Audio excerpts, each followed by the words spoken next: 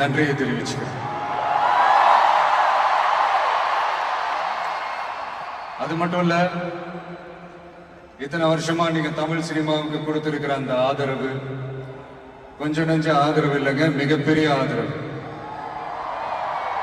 இந்த ஓவர்சீஸ் பிசினஸ்ல எல்லாம் நிறைய நாடுகள் இருக்கு. அதுல ரொம்ப முக்கியமான மார்க்கெட் இந்த மலேசியா மார்க்கெட்னு சொல்லுவாங்க.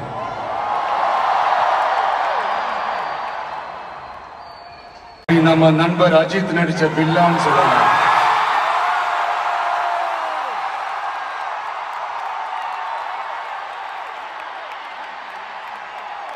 இன்னும் நிறைய படங்கள் இருக்கு. என் படங்கள்ல காவலன், குருவி எல்லாம் இங்க ஷூட் வந்தப்போ ரொம்பவே சப்போர்ட்டிவா இருந்திருக்கிறீங்க.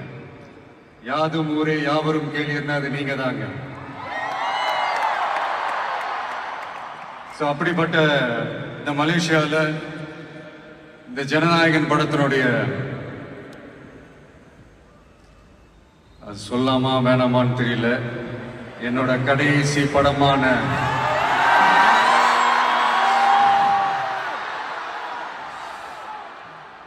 I know it's a little painful, right? என்ன பண்றது, சரி அதை விடுவோம். இந்த ஜனநாயகன் படத்தினுடைய இந்த ஆடியோ லான்ச் இங்க அணியோட கான்சர்ட்லயும் சேர்ந்து நடக்கிறது உண்மையிலே ரொம்ப பெருமையா இருக்கு. பிளஸ் இந்த மலேசியா கவர்மெண்ட்டுக்கும் இந்த நேரத்தில் என்னுடைய நன்றியை தெரிவிச்சு.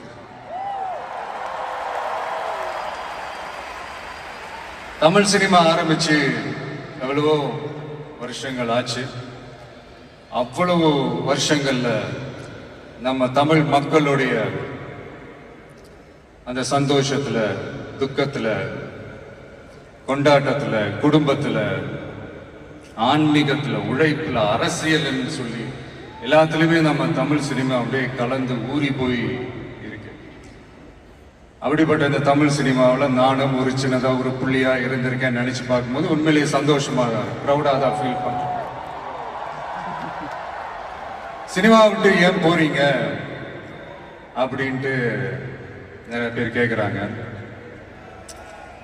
சினிமான்றது ஒரு மிகப்பெரிய ஒரு கடல். அதுல ஒரு கரையோரமா ஒரு சின்னதா ஒரு மணல் வீடு கட்டணும்னு தான் நான் ஆசைப்பட்டேன். பட் அதே ஒரு மாளிகையா மாத்தி தந்தது நீங்க எல்லாரும் தான், என் ரசிகர்களாகிய நீங்க எல்லாரும் தான்.